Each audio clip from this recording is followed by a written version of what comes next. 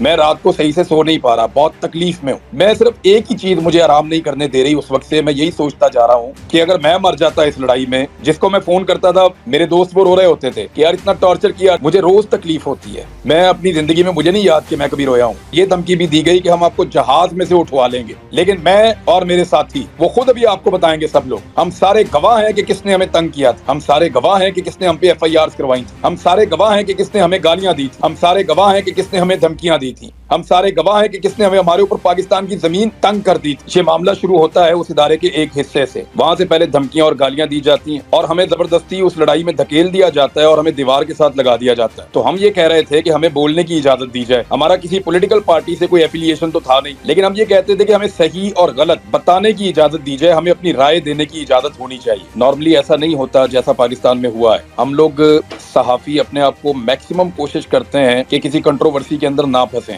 لیکن اس مرتبہ زیادتی اتنی بڑی ہو رہی تھی کہ ہم لوگ یہ ساری چیزیں دیکھتے ہوئے خاموش نہیں رہ پا رہے تھے۔ ہمیں شروع کے اندر دھمکایا گیا اور دھمکانے والے لوگ پاکستان کے طاقتور ادارے کے اندر سے تھے، ان لوگوں نے دھمکایا، ان کے نام ہمیں پتہ ہیں، ہم جو ان دھمکیوں کا سامنا کرتے رہے ہیں، ایون گالیاں تک دی گئی ہیں کچھ لوگوں کو۔ میں پھر آپ کو کہہ رہا ہوں کہ 7-8 لوگوں کو گالیاں تک دی گئی ہیں اور وہ لوگ موجود ہیں سارے کے سارے۔ ایک ہمارا دوست شہید ہو گیا صرف۔ ہم دوسرے پروگرام میں جا کے تجزیہ دیتے ہیں اور اپنے پروگرام میں لوگوں کی رائے لیتے ہیں، یہ ہمارا سادہ سادہ کام ہے۔ اس کے بعد ہمیں اسی ادارے کے ایک اور حصے سے دھمکیاں آنا شروع ہوئیں، نہ صرف ہمیں دھمکایا گیا بلکہ ہمیں بلا کر ملا گیا۔ ہم سب سے علیحدہ علیحدہ ملاقاتیں کی گئیں اور بہت ساری ملاقاتیں ہوئیں، اور جب ہمارے سوالوں کے جواب ہمیں نہیں ملے، ہم آپس میں سب لوگ بات کرتے رہے ہیں، ہم سب ان کے نام جانتے ہیں، ہمیں تاریخیں یاد ہیں، ہم سب جانتے ہیں کب کب کس کس نے ہمیں کیا کہا تھا، کس طرح دھمکایا تھا اور کیا کیا تھا۔ ہم سب لوگ بڑے عجیب و غریب حالات سے گزرے ہیں۔ صابر شاکر صاحب نے اس کو سب سے پہلے پریمپٹ کر لیا تھا، وہ پاکستان سے چلے گئے کیونکہ ان کو آئیڈیا تھا کہ آنے والے وقت میں اس رجیم چینج آپریشن کے بعد کیا ہونے والا ہے۔ صابر بھائی نے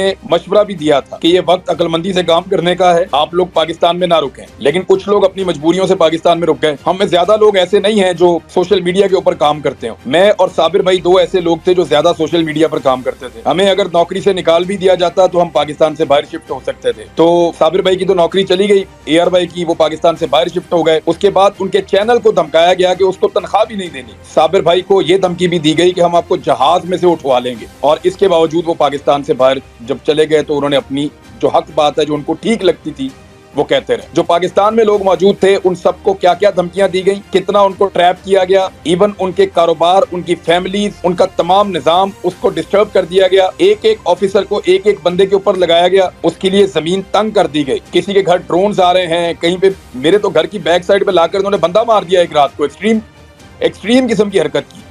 یہ سارے ظلم ہوتے رہے ہمارے اوپر، لیکن ہم یہ سوچتے رہے ہمیشہ کہ ایک وقت آئے گا کہ یہ ایک ٹیکٹسز ہیں، بس ٹھیک ہے، یہ ہمیں پریشان کر رہے ہیں، FIR دے رہے ہیں، یہ معاملہ ختم ہو جائے گا۔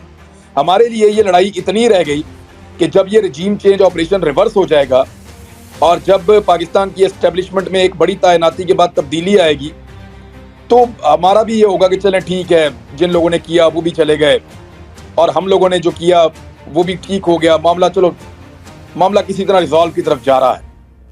ہمیں لگتا تھا، ہم ایسے سوچنا شروع ہو گئے تھے چیزوں کو، ہم کسی لڑائی کو اینڈ تک مکمل لڑنا نہیں چاہتے تھے، ہم نے اس کو کوئی عزت بیزتی کا یا لڑائی کی کوئی وجہ نہیں بنایا ہوا تھا اس ساری صورتحال کو۔ صابر شاکر صاحب کو بھی پتا تھا کہ جب کبھی رجیم چینج کرنے والوں کا طاقت میں کمی ہوگی یا وہاں پہ تعیناتیاں تبدیل ہوگی تو ہم بھی پاکستان آ جائیں گے اور پھر نئے لوگ اپنی غلطی کا ادراک کریں گے اور پاکستان آگے بڑھ جائے گا۔ لیکن اس سارے آگے بڑھنے میں ہم نے اپنا ایک آدمی کھو دیا، اب ہمیں بہت تکلیف ہوتی ہے۔ میں سیریسلی آپ کو بتا رہا ہوں، میرا صرف 8-9 مہینے کا تعلق ہے ارشد شریف سے، اس سے زیادہ نہیں ہے۔ اس 8-9 مہینے کے اندر پتہ نہیں اس آدمی نے کیا کیا، مجھے روز تکلیف ہوتی ہے۔ میں اپنی زندگی میں مجھے نہیں یاد کہ میں کبھی رویا ہوں، یعنی جب سے میں نے ہوش سنبھالا ہے۔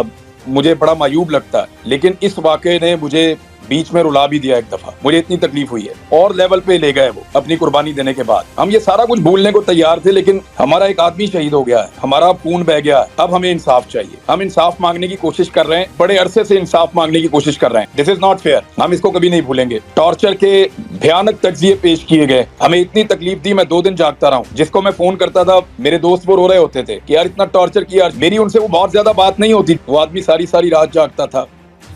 میں صرف ایک ہی چیز مجھے آرام نہیں کرنے دے رہی اس وقت سے، میں یہی سوچتا جا رہا ہوں کہ اگر میں مر جاتا اس لڑائی میں رات کو صحیح سے سو نہیں پا رہا، بہت تکلیف میں ہوں۔ ہم اس لڑائی کو بھولنا چاہتے تھے، ہمیں لگتا تھا کہ 8-10 مہینے میں 15 مہینے میں برے دن ٹل جائیں گے، اچھے دن آ جائیں گے، رجیم چینج آپریشن ریورس ہو جائے گا، ہم بھی سرخرو ہو جائیں گے، اور آئندہ پاکستان میں اس طرح کے تجربات کرنے سے پہلے یہ لوگ 10 مرتبہ سوچیں گے۔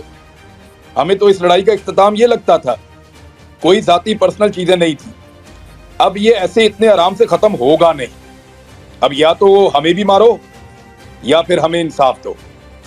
انصاف کے لیے ہم عدالتوں کے دروازے کھٹکھٹا رہے ہیں۔ ہم نے اس عدالت کا دروازہ کھٹکھٹایا ہے جس کا دروازہ ارشد بھائی نے اپنی زندگی میں کھٹکھٹایا تھا۔ اس کو بھی یقین تھا اس کو انصاف ملے گا تو عدالت سے ملے گا۔ ہمیں جسٹس اطہر من اللہ صاحب نے اسلام آباد میں پروٹیکشن دی تھی کہ گرفتار نہیں کیا جائے گا۔ مجھے جب ضمانت ملی تو عدلیہ سے ملی تھی کہ اس کے اوپر جھوٹے مقدمے ہیں، اس کو رہا کیا جائے۔ الٹیمیٹلی آپ کو ریلیف عدلیہ سے ملتا ہے، لیکن پاکستان میں عدلیہ کی جو صورتحال ہے وہ آپ کے سامنے ہے۔ یہاں بہت زیادہ دباؤ ہے اداروں کے اوپر، اسپیشلی پاکستان کی عدلیہ کو ہمیشہ دباؤ میں لینے کی کوشش کی جاتی رہی ہے۔ یہ اتنا بڑا واقعہ ہے جس نے دنیا کے میڈیا کو ہلا کر رکھ دیا ہے۔ یہ اتنا بڑا واقعہ ہے جس نے ہمیں پورے پاکستان کو تکلیف دی ہے۔ یہ اتنا بڑا واقعہ ہے، حقائق کو تبدیل کرنے کی کوشش کی جا رہی ہے، کیس کا رخ بدلنے کی کوشش کی جا رہی ہے، لیکن میں اور میرے ساتھی اور وہ خود ابھی آپ کو بتائیں گے سب لوگ، ہم سارے گواہ ہیں کہ کس نے ہمیں تنگ کیا تھا، ہم سارے گواہ ہیں کہ کس نے ہم پہ FIRs کروائی تھی، ہم سارے گواہ ہیں کہ کس نے ہمیں گالیاں دی تھیں، ہم سارے گواہ ہیں کہ کس نے ہمیں دھمکیاں دی تھیں، ہم سارے گواہ ہیں کہ کس نے ہمارے اوپر پاکستان کی زمین تنگ کر دی تھی۔ ہمیں پتہ ہے، ہم کبھی نہیں بتانا چاہتے تھے کیونکہ لہٰذا اب ہم بتائیں گے، لیکن کہاں بتائیں گے؟ کیا اس پلیٹ فارم کے اوپر نام لینا شروع کر دوں میں؟ کیا میں یہاں بولنا شروع ہو جاؤں؟ مجھے کوئی قانونی فورم چاہیے، ہمیں کوئی ایسا پلیٹ فارم چاہیے جہاں پہ ہم سب جائیں اور جا کر اپنا اپنا بیان ریکارڈ کرا کے بتائیں کہ وہ کون تھا جو یہ ذلت اور رسوائی کی کہانی لکھ رہا تھا، وہ کون تھا جس نے ہمارے لیے زندگی کو تنگ کر دیا تھا۔ یہ سارا کچھ ہم کسی لیگل پلیٹ فارم پہ بتانا چاہتے ہیں جہاں پہ یہ ریکارڈ کا حصہ رہے، اس بات کا پتہ کروایا جائے کہ کون لوگ اس کے پیچھے تھے، تمام مدعیوں کے انٹرویو لیے جائیں، اور اس کے لیے ضروری ہے کہ سپریم کورٹ آف پاکستان کے چیف جسٹس ایک کمیشن بنائے، ایک کمیشن بنائے اپنے سرونگ ججز کی زیر نگرانی جو کام کرے، اور تمام لوگ اس کے اندر اپنے سٹیٹمنٹس جا کر جمع کروائیں، وہ اس کی رپورٹ مرتب کرے اور یہ سلسلہ ختم ہو۔ پاکستان کو مذاق بنا کے رکھ دیا ہے، اب ہمیں یا تو قرض اتارنا ہے تو سب کو مل کر آگے بڑھنا پڑے گا۔ کیا ہم صرف جنازوں میں شرکت کرنے والے لوگ ہیں؟ کیا ہم کسی کو انصاف نہیں دلا سکتے؟ یا اگر کوئی زندہ شخص ہے اور وہ انصاف مانگ رہا ہے تو اس کو انصاف نہیں ملے گا تو کیا جنازوں میں شرکت کرنی ہے؟ کل ایک کا جنازہ پڑھ لیا، آج دوسرے کا پڑھ لینا، پھر تیسرے کا پڑھ لینا، اور ایک ایک کر کے سارے مارے جائیں گے۔ جو بھی سچ بولے گا مارا جائے گا، جو آئینہ دکھائے گا، سوال پوچھے گا، مارا جائے گا۔ یہاں پہ اس سلسلے کو آپ سب روک سکتے ہیں۔